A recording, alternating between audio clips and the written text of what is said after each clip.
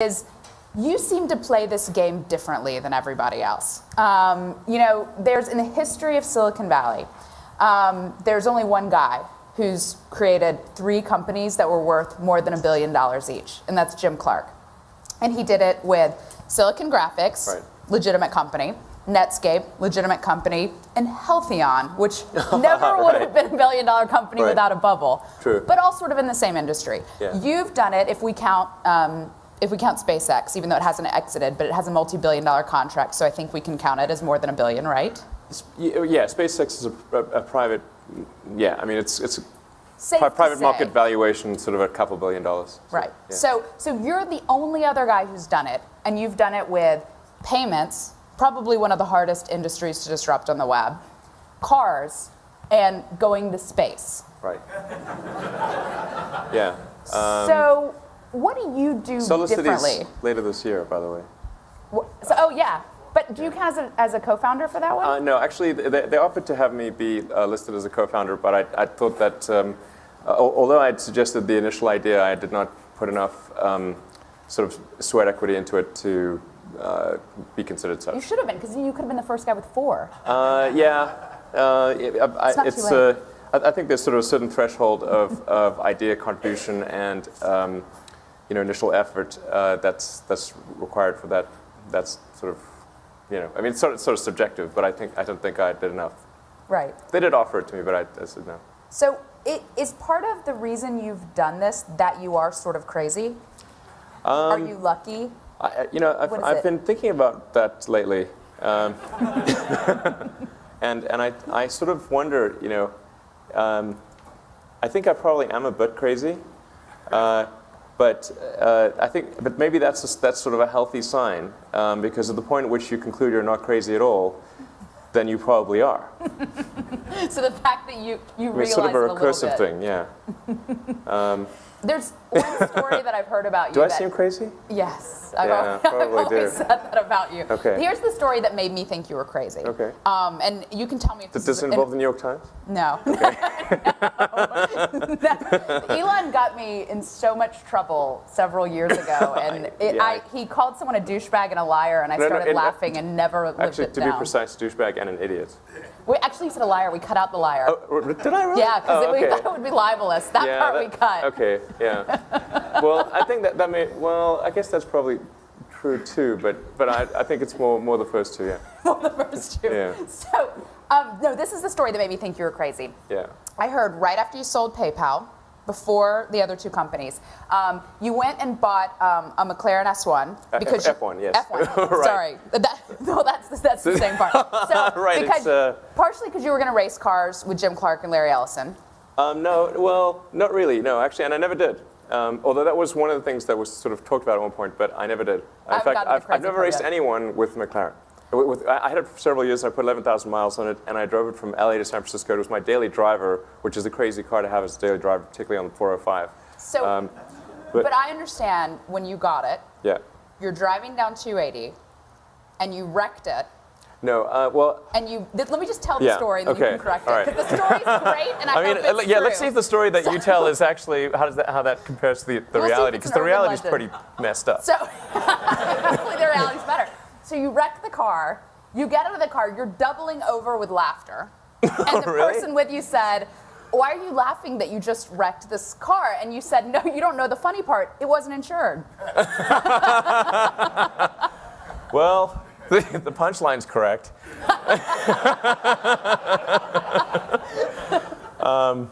Yeah, so I was driving up Sand Hill Road with Peter Thiel, the co-founders of PayPal. We were actually driving to see Mike Moritz. This is in 2000. And so we're driving up Sand Hill Road. I didn't really know how to drive the McLaren. And Peter says, so what can this do? And then I'm probably number 1 on the list of famous last words. I said, "Watch this." So I floored it. And did a lane change on Sand Hill. And so the McLaren has no traction control or anything. It's massive power to the wheels. So 640 brake horsepower, and it only weighs a ton. So it has massive power to weight. It can brake the wheels free at 80 miles an hour. So broke the rear end free and started spinning.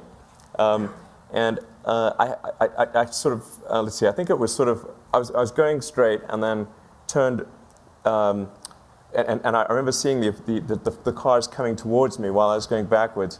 And then we hit an embankment, sort of a 45-degree embankment on Sand Hill, which tossed the car into the air like a discus. And it kept rotating with about 3 foot of air clearance, according to witnesses. And then slammed down on the ground, going the original direction. And we blew the suspension out. Now, it didn't actually wreck the car. The core chassis and the engine were okay. Thank God. But all the glass and the wheels and everything was shredded, and there was massive body damage in the front and rear.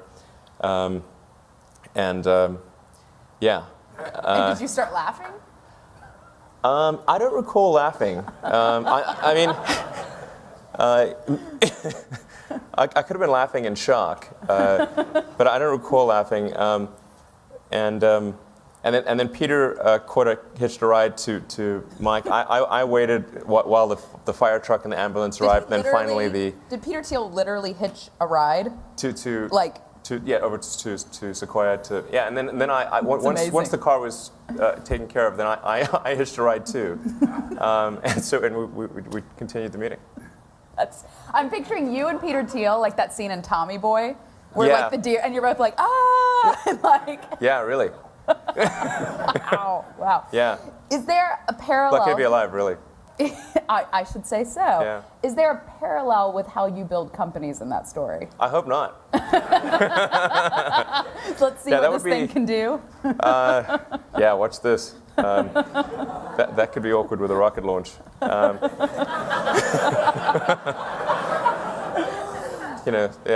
It's one thing if you've got a 1-ton car versus 1 million pounds of TNT equivalent.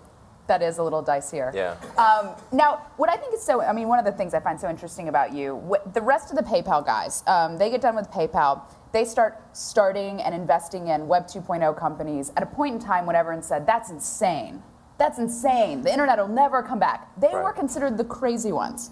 Meanwhile, you move to LA and start working on Solar City, SpaceX, Tesla's a glint in your eye. Yeah. Why didn't will you ever do an internet company again? Do you find the internet boring? I think it's unlikely that I'll do an internet company again because, not that I find the internet boring. I mean, I'm still sort of, I think I'm relatively sort of net savvy and interested in the internet and what's going on. I don't ever want to be the like grandpa who doesn't do email or something like that, I think, but I think I'm trying to allocate my efforts to that which I think would most affect the future of humanity in a positive way. And I think there's lots of entrepreneurial energy and financing headed towards the internet. Whereas in certain sectors like automotive and solar and space, you don't see new entrants. There's not a lot of capital going to startups and not a lot of entrepreneurs going into those arenas. And the problem is that in the absence of some new entrants into an industry, you don't have that force for innovation. It's really new entrants that drive innovation more than anything. Mm-hmm. That's why I have devoted my efforts to those industries. And there are industries that require, as I said, quite a bit of capital to get going. Mm-hmm. Even with SpaceX, I invest. My proceeds from PayPal after tax were about $180 million. 100 of that went into SpaceX, 70 into Tesla, and 10 into Solar City. And I literally had to borrow money for rent. That was that a close call. Or? No, that was not the plan. So what was the plan? You thought, I'll just put 10 in each of these, or? Well, actually, I thought the SpaceX. I thought it would be about. Well, I guess I was probably about double. It would cost. It ended up being double in most cases. So with SpaceX, I thought it would be 50. With Tesla, I thought it'd be putting in 25, maybe 30. With Solar City, Solar City actually went really well. And that's the one where I wasn't a co-founder, so maybe that's a good sign. I mean, I should co-found less stuff. So that's... So what happened? Yeah. Why did you have to put more money in the other two? Or did investors flake? Did you have... Well, I didn't actually seek investor funding for the first 3 rounds of SpaceX because I mean, the first thing that investors want to ask you is sort of, well, tell us about prior successes in this field, and you know, what could we compare this to? And there's, you know, when you've got kind of the donut in the success category and a lot of, you know, a cemetery full of failures, then they're not that keen. And I mean, rockets are just pretty far out of the comfort zone of most venture capitalists. Now, we were able to get venture funding after we've made some progress and demonstrated that we were able to almost get to orbit. You know, credit goes to sort of to Founders Fund, and which is obviously some of my compatriots from PayPal, Peter Thiel and Luke Nosek and Ken Howry and the other guys. So. And they invested before we got to orbit, so credit to them for that. But I did have to show that I could actually make stuff. Like I never actually made physical stuff before, you know, before SpaceX. So let alone rockets. So you started with a rocket. Yeah, I mean that's a hard one, it's the probability of success was low. In fact, when I started SpaceX, I thought that the most likely outcome was failure. And I think to have any other expectation would have been irrational. So why did you want to do it? I know for Tesla it seems more obvious, like, oh, save the planet, big automakers aren't doing this. I mean, I think it's sort of fairly obvious why it's good for humanity. Why did you feel like SpaceX needed to be done? Well, I guess if you look at the trajectory of space technology and progress, the pinnacle of that progress was around maybe 1969, 1970, you know, with the moon missions. And so we made incredible progress in the 60s, and then we were able to land on the moon. And then with the space shuttle, we could only get people to low Earth orbit. Now the space shuttle is retired, and that's just there's no trajectory of improvement. It's a trajectory to nothing. So. And I kept thinking that there would be some plan to send people to Mars because that's the obvious next step. And the actual origin of SpaceX is when I was, I think it was around 2001 or so, and I was visiting a friend of mine, Adair Ressi, who actually you may have met, but he lives in Palo Alto now. We were college housemates, and he asked me what I was going to do after PayPal, and I said, well, I've always been interested in space. But I didn't think that there was anything I could do in space as an individual. So my initial plan in space was actually to do a small mission to Mars with a greenhouse, essentially seasoned dehydrated nutrient gel in a little greenhouse that would land, and you'd hydrate the gel, and then you'd grow the plants, and you'd have this great shot of green plants on a red background, and that would be the money shot, essentially. And the people tend to respond to precedents and superlatives, and this would be the furthest that life's ever traveled, the first life on Mars, as far as we know. And that would get people excited. And I thought, well, that would result in an increased NASA budget, and then we could send people to Mars. Because that's, you know, I think you want to have a future where you're expecting things to be better, not one where you're expecting things to be worse. So that was how things started out. And then as I learned more, and I went to, speaking of crazy things, went to Russia 3 times to negotiate a deal to buy a couple of the largest ICBMs in the Russian fleet. A strange experience. How do you even get into that negotiation? Well, you talk to people who know people, and pretty soon you're talking to the Russian rocket forces, and you know, it turns out Russia's quite a capitalist society,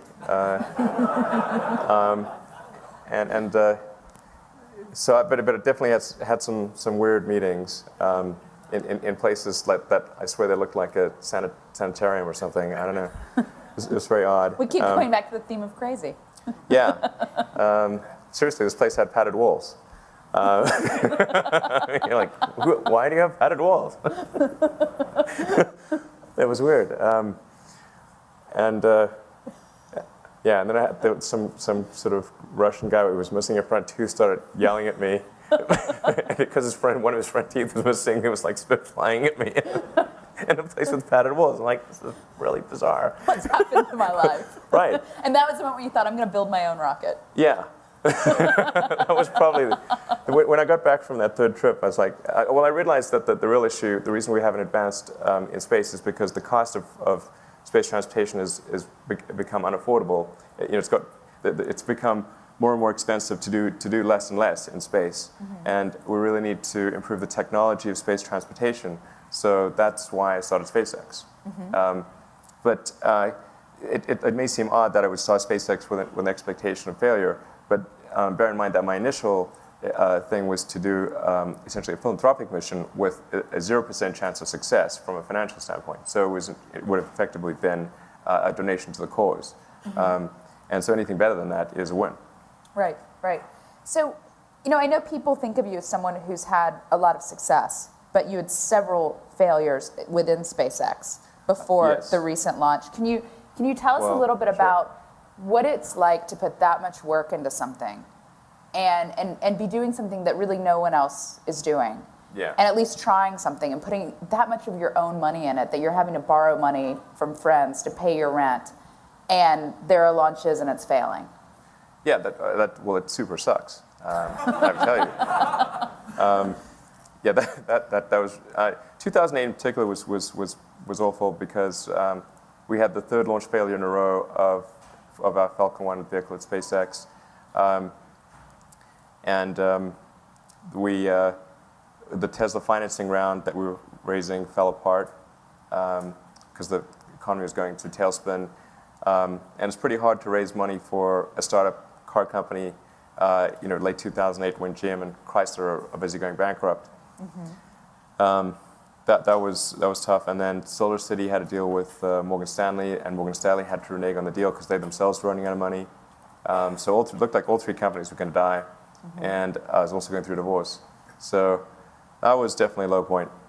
But fortunately, the fourth launch worked, and then. Did you think the third launch was going to work? Was it a shock that it didn't? Well, I thought it would I thought the odds of it working were better than 50%.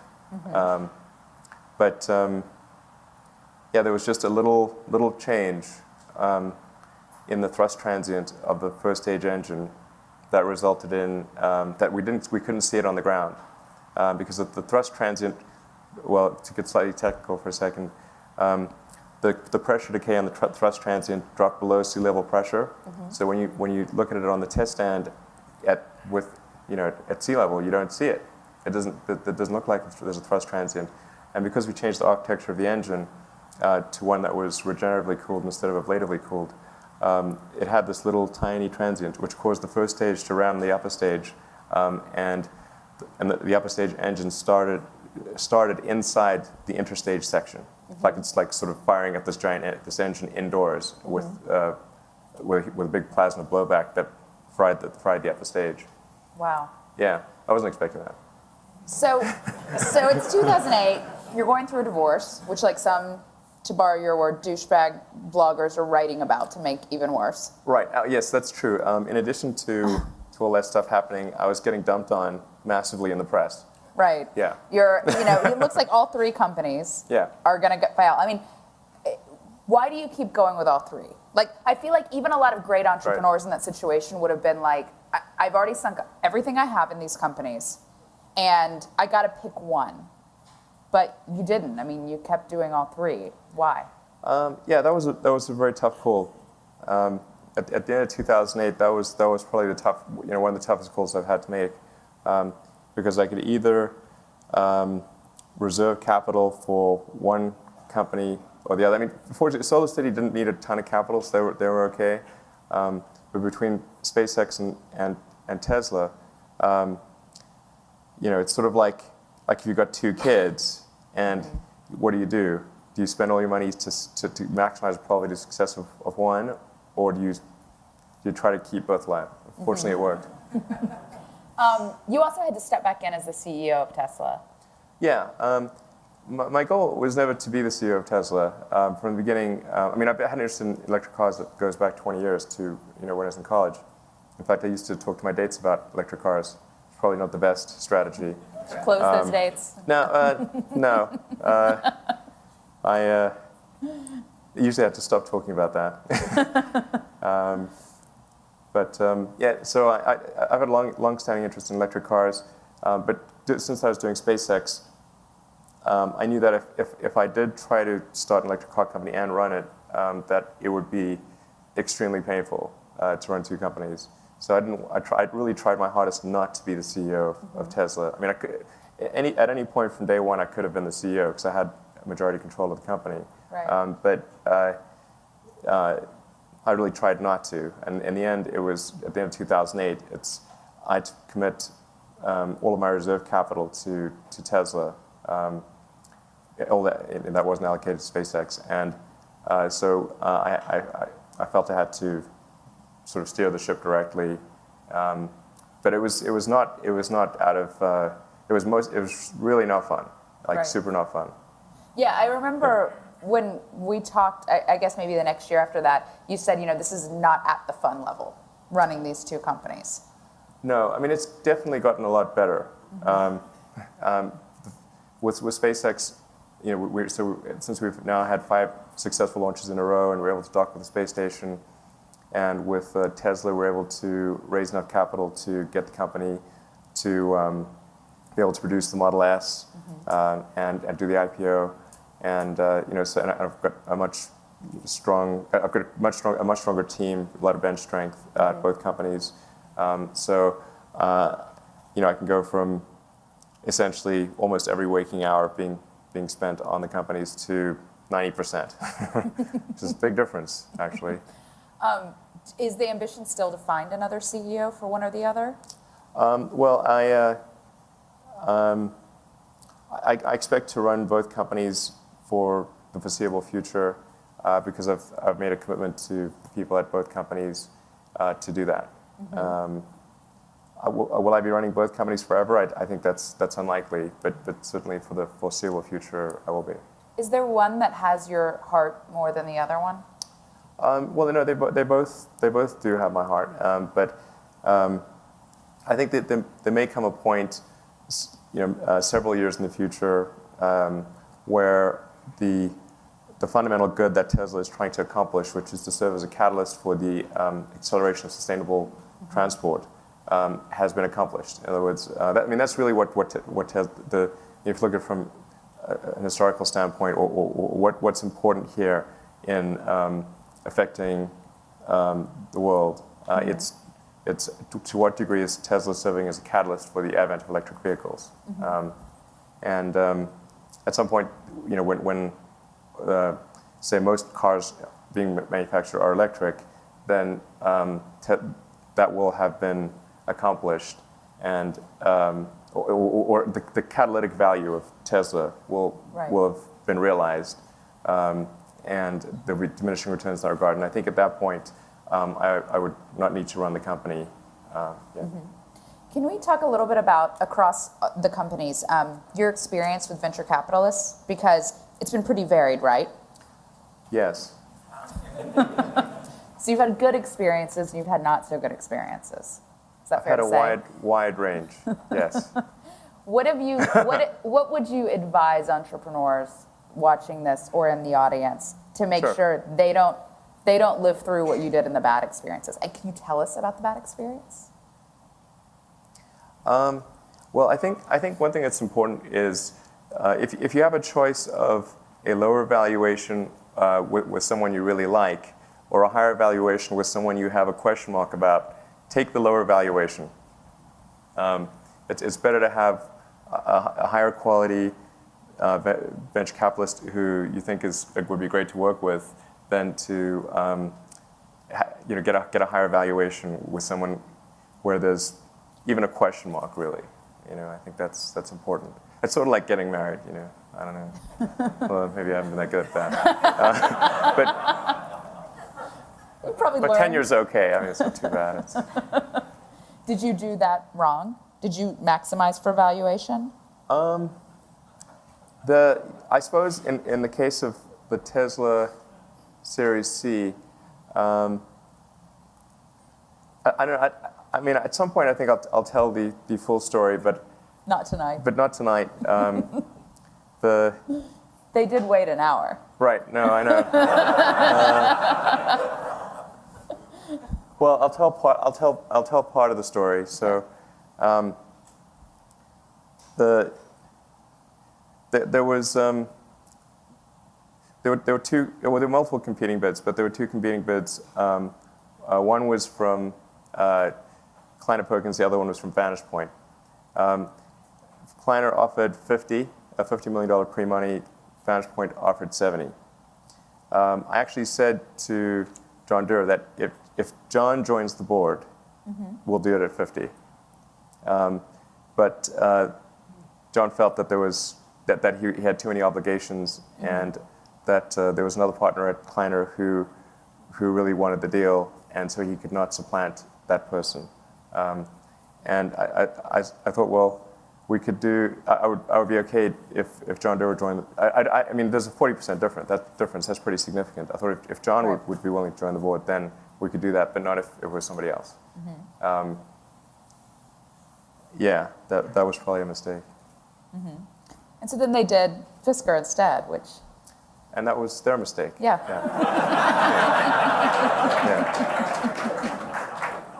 Yes. But I hope they live past the election.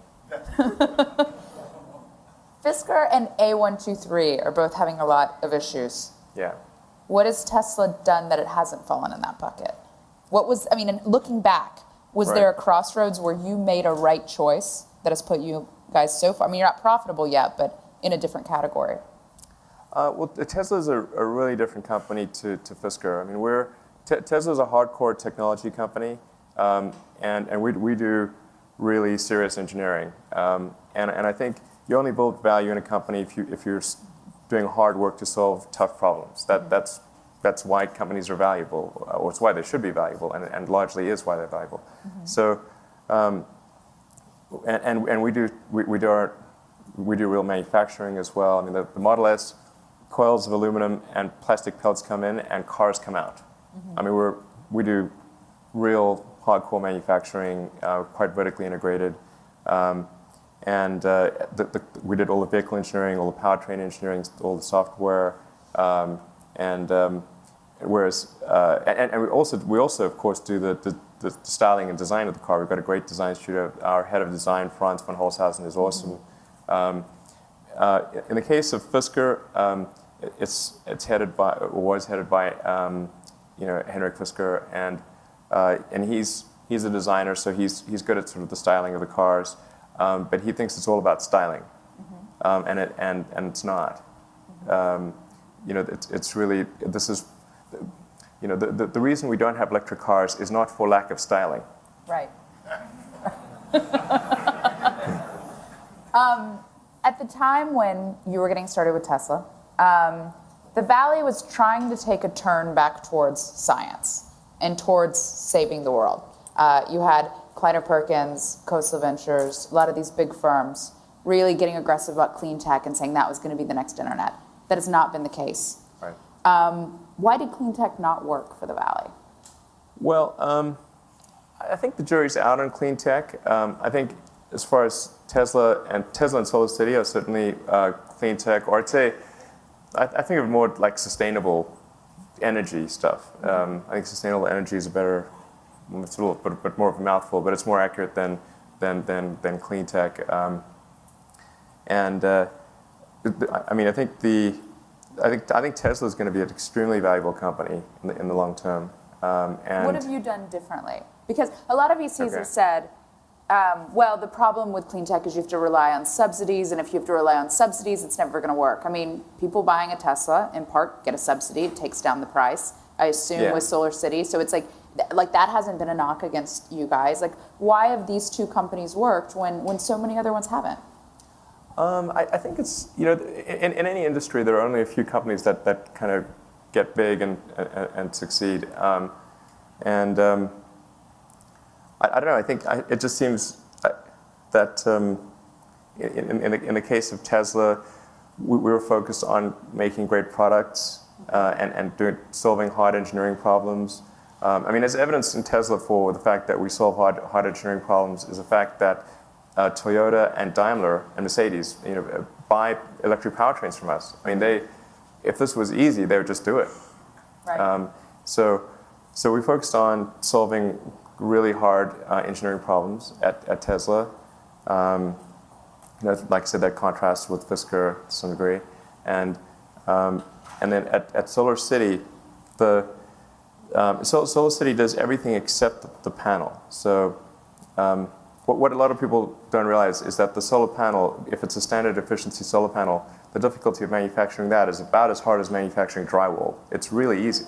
And so, I mean, it seemed to me pretty obvious that in the long term we'd see cutthroat competition between silicon PV manufacturers in China, Japan, Germany, and other places, much as you see this competition in the DRAM market. I think the PV market and the DRAM market are very similar. And so that cost would be driven down to a very low number, approaching the raw material cost, really. And that's pretty much what happened. And so the real cost of solar and real challenge with solar is what's called balance of system. It's everything except the panel. And so the cost per installed watt for a residential system might be around $4 now, which is a big drop from where it was a few years ago. It used to be sort of $7, $8. Now it's sort of kind of half that. But the optimization really has to be at everything except the panel, because the panels are dropping now to like 90 cents a watt. So over $3 of the $4 is balance of system, which includes the it includes the custom ownership experience, designing the system particularly to a particular rooftop, installing it, the wiring, the inverter, after sales service, figuring out the financing financing of it all. It's in the same way that say Dell doesn't make the CPU or the hard drive or the RAM or anything, but they kind of design the system and they manage the customer experience, and that's kind of how Solar City is. So when I looked at the problem of solar power, that's what it looked like to me.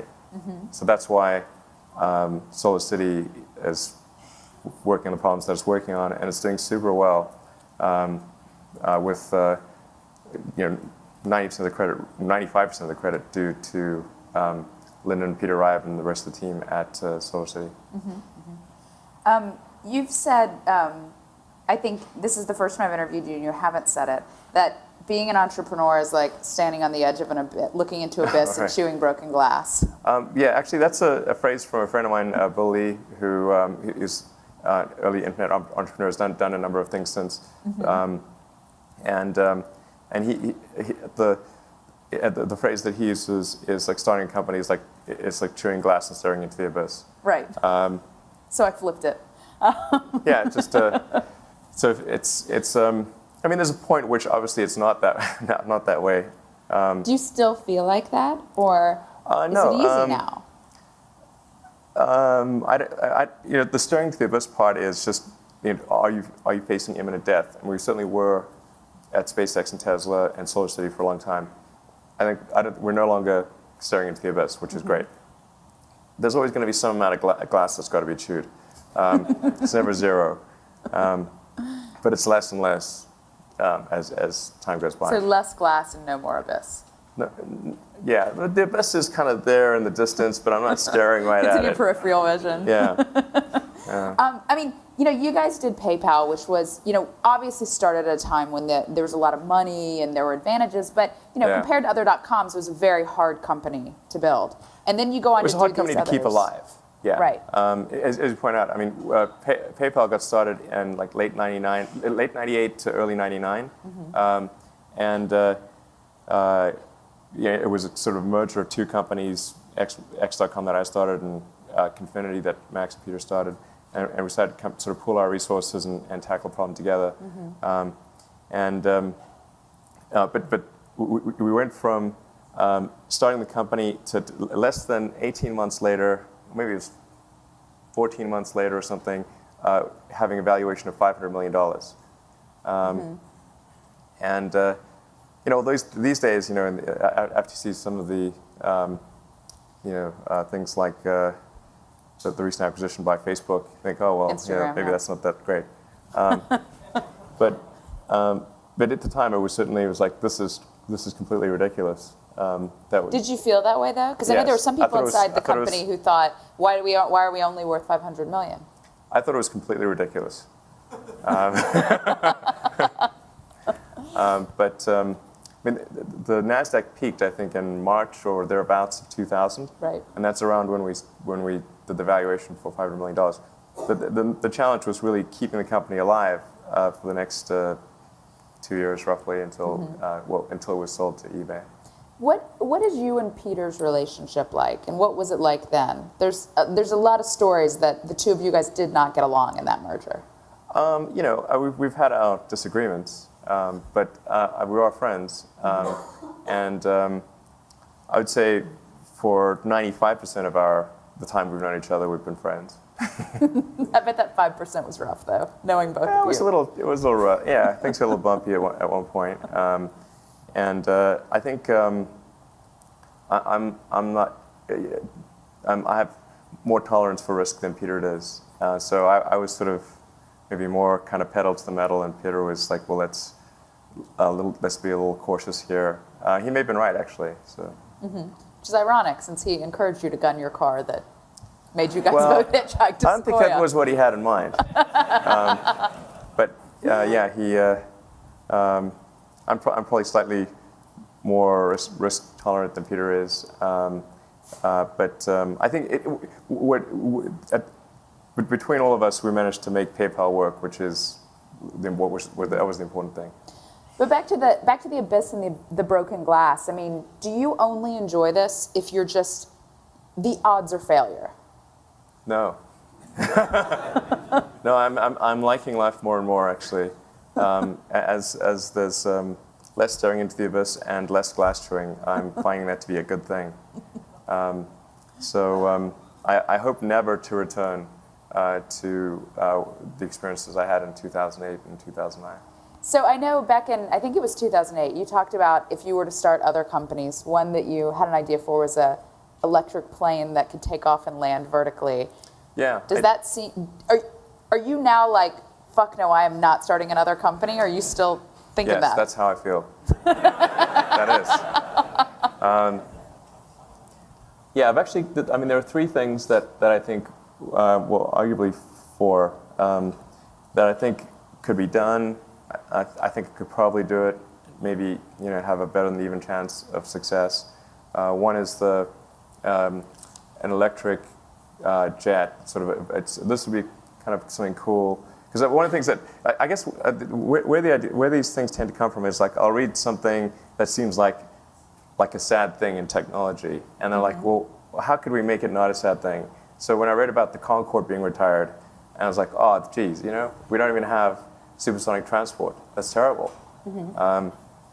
And I actually didn't have a chance to fly on the Concorde, so that just seemed like a terrible thing. So initially I thought, well, I started reading up about it, and I read that the Concorde was really designed in the 60s, and so aerodynamics have improved a great deal with computational fluid dynamics. Engine efficiencies have improved massively, and even if you just changed the engines on the Concorde, you could double the range, or thereabouts.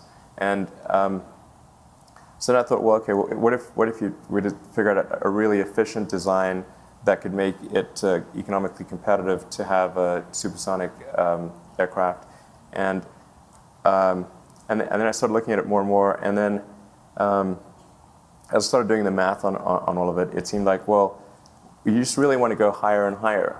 The lower you are in the atmosphere, the more drag you have. Atmospheric density decays exponentially. So as you go up, your air density just drops dramatically, and it's really easy to go fast. And your speed is just a force balance. It's whatever the output thrust of the engine is, balanced against the the drag that you're experiencing. So as you go higher, you just go faster for the same force. And then there's a slight outward acceleration you experience, which is also slightly helpful, like a satellite. You know, when a satellite's going Mach 25, it just goes on forever once it's out of the atmosphere. So anyway, this is maybe slightly laborious, but an electric fan gets better. An electric aircraft gets better the higher you go, whereas a combustion aircraft does not. You start starving it from oxygen, and only, but the air is mostly nitrogen. So as you're going through the air, you're sort of sucking in all this nitrogen, which is just kind of slowing you down, and then you're trying to combust oxygen. Anyway, so with aircraft, with combustion aircraft, you hit an optimal altitude that's in the sort of 35 to maybe 55 max altitude, whereas an electric aircraft you'd want to go like maybe 80,000 feet. Anyway, it's a long way of saying you can get super efficient and super fast with an electric aircraft, and vertical takeoff and landing works well with being supersonic. And anyway, so I think you can make a really breakthrough aircraft that's several generations beyond what currently exists. But are you going to do that? Not anytime soon. It's possible that I may do it at some point in the future, because between SpaceX and Tesla, I kind of have the ingredients. So it's very tempting. It'd be easy after those. Yeah, but I think maybe it's something worth considering in a few years. So that's one idea. Then there's I think we could really improve transport by having a prefabricated kind of double-decker. Or actually, what would really make sense is a steel box beam over the center divider with a lane on the inside and a lane on top. That's made in prefabricated sections and installed down the center divider, and you can get 2 lanes, and you can have the traffic be all one way or all the other, and massively improve life in places like Los Angeles, where I was just stuck in traffic going. It took me an hour to go 3 miles. So I don't know who's in charge of the damn 405 construction, but they're a bloody idiot, and I hate them. It is the worst construction project I've ever witnessed in my life. I curse them daily. Okay, so that's 2. What are the other 2 you would do? Well, the other one, one of the third one would be, I think you could make fusion work, I mean by that I mean magnetic confinement fusion, relatively standard fusion, if you will. And then the fourth one, photo sharing app, right? Subscription commerce in a box. Absolutely. The fourth one, I'm considering just open sourcing. Basically just describing the idea, saying this is what will be done, and if somebody wants to do it, then they can do it. But I'm thinking like maybe I should patent it and then offer to open source the patent to anyone that can make a credible case that they could actually do it. So I'm sort of debating it, but it would be for a 5th mode of transport. So right now of terrestrial transport, we've got planes, trains, automobiles, and boats for getting around Earth. But what if there was a 5th mode? I have a name for it, which is called the Hyperloop. The Hyperloop? Hyperloop, yeah. Is it like a Jetsons tunnel? What? It's something like that, yeah. Like you just get in and it whisks you? Yeah. Well, I'll tell you the characteristics. So this is partly prompted by the California train thing. Like we know we've got like a bullet train that's like this, it has the dubious distinction of being the slowest bullet train and the most expensive per mile. Go California. We got some superlatives there. So we're setting records at both ends of the wrong ends of the spectrum, and apparently it's going to be like $60 billion or something to go from San Francisco to LA, and if they're saying 60 now, it's going to be more later. Right. And it's a really slow like, train. To put this in perspective, 100 million got you into space. Well, it got me started. I mean, it got me to, it certainly got me to space. Didn't quite get me into orbit. Very close, yes, something like that, yeah. In terms of venture capital investment, it's been a couple $100 million total, including outside investors. So, and SpaceX has been profitable for the last few years. So I think we can do something that's probably 10% of the cost. And I try to think of what are the attributes that you'd want in a new mode of transport. In fact, what is the theoretically fastest way that you could get from LA to San Francisco? And so the system I have in mind, which is you're guessing in the right direction. Is sort of how would you like something that can never crash? It is immune to weather. It goes 3 or 4 times faster than the sort of bullet train that's being built. Your supersonic jet.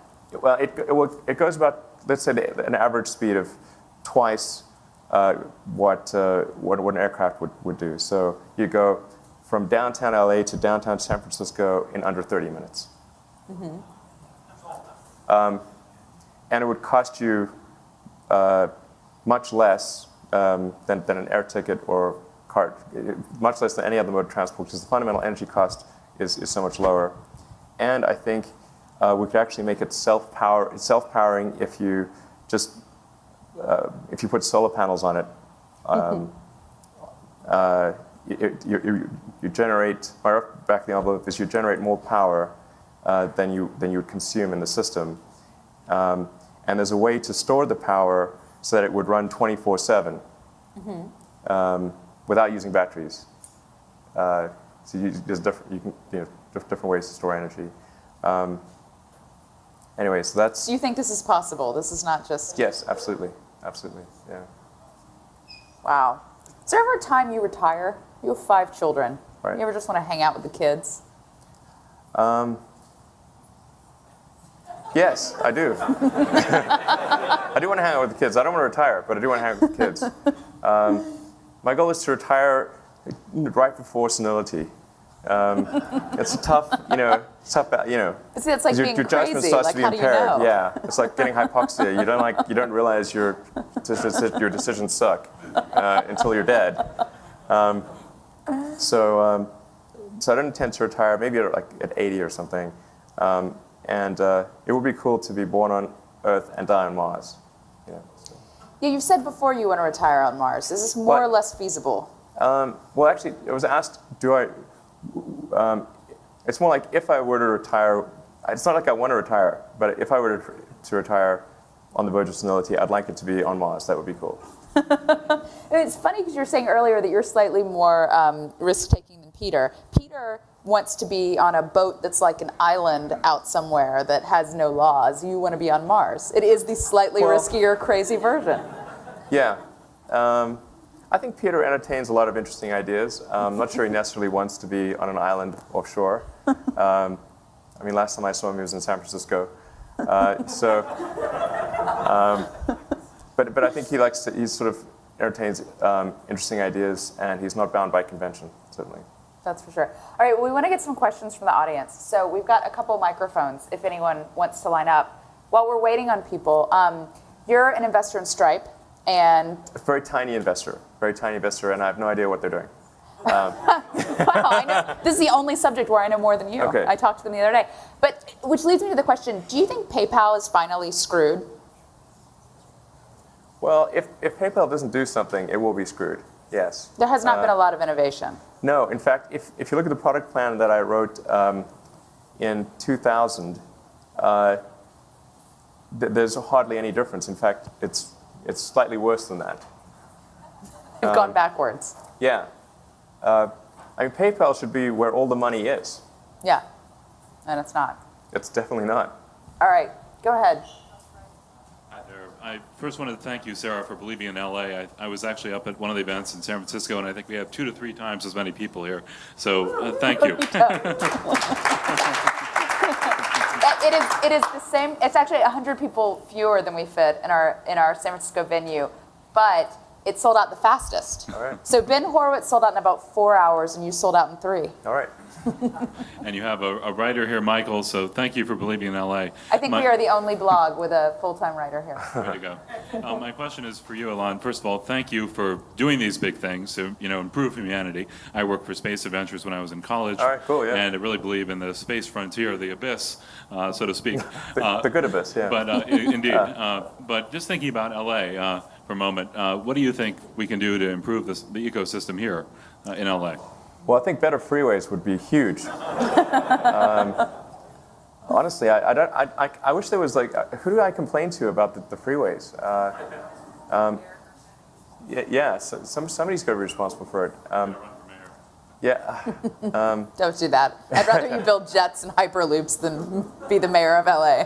But I think if somebody could, seriously, it's like if improving the transport system, that's got to be, for anyone that lives in LA, what's got to be the number one gripe? It's the damn highways. I tried to run a startup to do that, but no one would fund me. Yeah. Endinggridlock.org. I'm open to funding someone if they want to do the box beam thing over the center divider, which would be, I mean, a regulatory challenge, but I mean, I think you can get people to vote for it. I'd vote for it in like 3 seconds. And it's just, you got to do it in a way that it doesn't impede the existing traffic flow. And so it's got to be prefabricated sections that just get dropped in place like Lego. Mm-hmm. Why did you move to LA? Because Southern California has the biggest concentration of aerospace engineers in the world. Oh.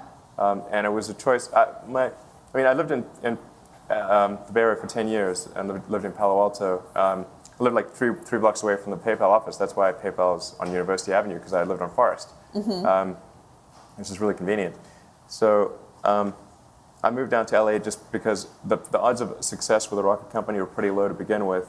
And if I insisted that experienced aerospace engineers move from Southern California to the Bay Area and kind of leave their job and buy a house in the Bay Area, which is really expensive, right, then the odds of success would be decreased even further. So that's why I moved to LA is all right. Yeah. I want to try to get through as many of these questions as possible, but because we do not have Elon for much longer. So let's ask him real quick and answer real quick, okay? All right. Okay. Hey, Elon. Huge fan of yours. So thank you so much for inspiring young entrepreneurs all over the world. Quick question. One of the area of innovation is in the area of education, right? So I'd love to hear your thoughts on what are some of the ways that we can disrupt or in the area of education. Right. Well, what Sebastian Thrun is doing and Salman Khan, I mean, I think that stuff is really disruptive. And yeah, so what Sebastian Thrun and Khan are doing that's great stuff. Sort of online learning, and I think there's to the degree that you can gamify learning, I think that's really helpful. You want to make learning not a chore. If people are drawn to it, like they're drawn to video games, then I think that would really help. What do you think about Peter's whole getting people to drop out of college thing? Yeah, I think going to college is entirely optional. I mean, it's if you've got a good idea, I'd say drop out and try it out. Mm-hmm. And you can always go back to college. It's always there. Yeah. All right. Honda, Mercedes have both sort of said to me very clearly they feel hydrogen fuel cells are the future, but I believe strongly in batteries. I know. I mean, Why really? do you think they're so behind? Why do you think they're so committed to hydrogen as like the next step, whereas batteries, I really feel like we can make this happen? I don't really know, because the math is so super obviously in favor of batteries that it's like staring facts in the face and saying they're not true. If you take the best case scenario for a fuel cell and you say, forget about it's like assume it's fully optimized. So you can envelope it from a physics standpoint and say and give it the best case situation. How does that compare to state-of-the-art lithium ion or current lithium ion in production? And it loses. So it's like success is not one of the possible outcomes. Why embark upon that? It's crazy. I think part of it is like they felt for a long time that there was this need to be doing something. And since fuel cells were 10 years in the future and always would be, then they could always say they're working on fuel cells, and that would satisfy people. You don't have to deliver. Yeah. Tesla called it full cells. All right, great. Go ahead. Hey there, my name is Richard Cooperstein. I was an early executive at Facebook where I headed up all of the international business development, corporate development, and strategy. And so, thinking big was something that, has been a part of my DNA from those days and before. And so as I look at all the things that you've been building, obviously it resonates very much so. In order to build the things that you're building, obviously you need sources of capital, and you have, a sort of network of people around you.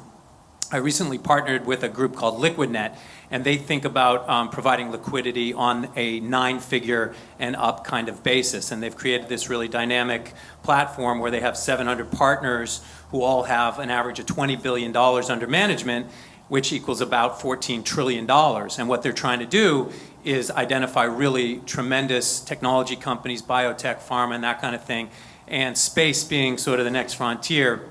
My question to you is, where do you think the next big buckets of efficiency are for you in your capital formation efforts vis-a-vis, really finding that way to Mars and finding that way to kind of create the next wave of humanity out in the wider universe? And we have a platform that provides for that. My question is where do you find efficient sources of capital, or is a platform like what we have something that would serve your needs?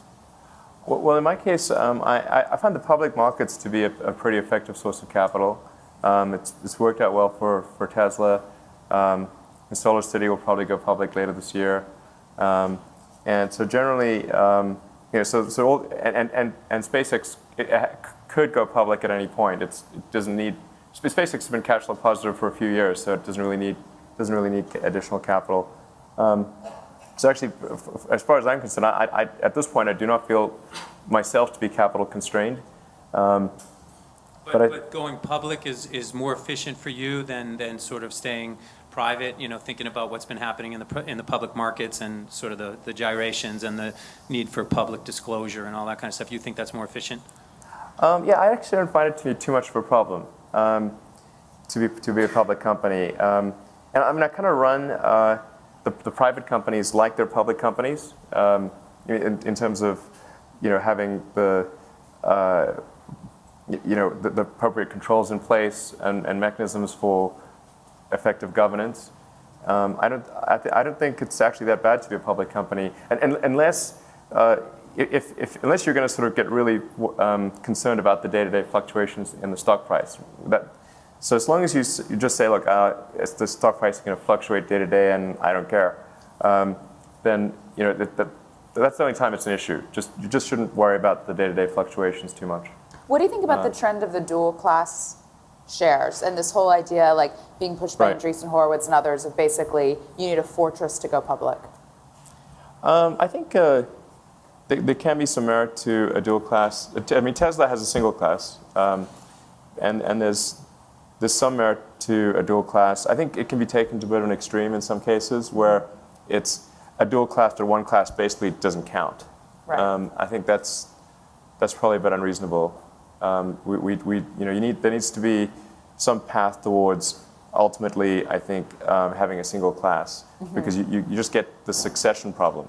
Right. And it's just rare that, say, somebody's successor, particularly if it's their kid, is the right person. It does happen, but it's unusual. And so, but I mean, there are cases where it's been well managed. Say, like with Ford. Like Ford was the only company not to go bankrupt, and one could argue that the Ford family was a stabilizing influence on the company, and had more long-term thinking. And so, like I said, I think there's merits to having a dual class of ownership, as long as it's not taken to an extreme. Right. Yeah. I'm getting a sign that we can only take one more question. Yeah, and I apologize. I'm actually supposed to be at a screening for a film about Haiti, and that's actually where I inadvertently went first, and why I was so late. But I absolutely have to show up there because it's. So I apologize, you guys, but you're getting the last one. All right. So I work in the space industry out here as well, so I appreciate the things you're doing with SpaceX. You tweeted yesterday that you thought we were going to be at Mars in 40 years, and we haven't been to the moon in 40 years, so I was wondering what SpaceX's plan is for that. Yeah, actually, I was saying that I thought we could conceivably be at Mars around 12 to 15 years from now. SpaceX is continuing to develop the technology beyond Falcon 9, Falcon Heavy, on paper at least, I think we've got a system that could achieve Mars colonization. There's a long way from having such a system on paper or electronically, really. I don't really have it on paper. And actually making it real. But it was only maybe a year or two ago that, less than 2 years ago, that I concluded that it was possible to create a self-sustaining civilization on Mars. That's, yeah. So I read earlier a quote from you that said that Mars was just this side of impossible, or is it further than this side of impossible? No, I believe it's possible, just extremely difficult. Okay. Yeah. So, but I wasn't sure it was possible until about a year and a half ago. Uh-huh. So last thing, we always ask everybody a series of questions, and the crowd favorite is always, what would be your mediocre superpower? Now, this is absurd to ask you because Tony Stark is partially modeled after you. Right. So you actually are sort of have real. So we were asking you to downgrade. He doesn't technically have a superpower. I guess, except like inventing technology or something. Right. So we're sort of asking you to downgrade from that a bit. So an example of a mediocre superpower would be one of the best ones we've ever gotten is this guy who wished to temporarily detach his arm while spooning with a girl. Sometimes it's staying. That's what he wants to do with a girl? That's awesome. Sometimes it's like staying perfectly caffeinated. That's some people's. The other day, my nanny had a great one, which was to inflict menstrual cramps on her enemies. Wow. Okay. So what would yours be? A mediocre superpower. Mm-hmm. So it can't be because I think the most awesome superpower would just be to be lucky. One would say you have been. Yeah. So if you could dial that back slightly. What would be a good mediocre superpower?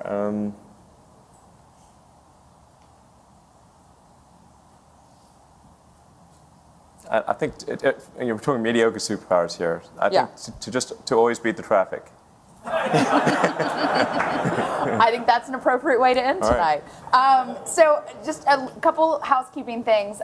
We're not going to do LA monthly, but we are going to do it regularly. So we'll do 2 or 3 more of these before the end of the year, and we will try to have as impressive guests as Elon. We have a couple in mind already that I think will be surprising. If anyone would like to sponsor these events, we are a for-profit company, and we're trying to make money. You can email me at sarah@pandodaily.com, and I will get you to the right people. As you can see, it's an amazing event. You should absolutely give us money so we can keep doing it and pay people like Michael who cover LA companies. Next week, if you're in San Francisco, we have Mark Pincus. We would love to see you there. And other than that, let's just give a huge round of applause to Elon.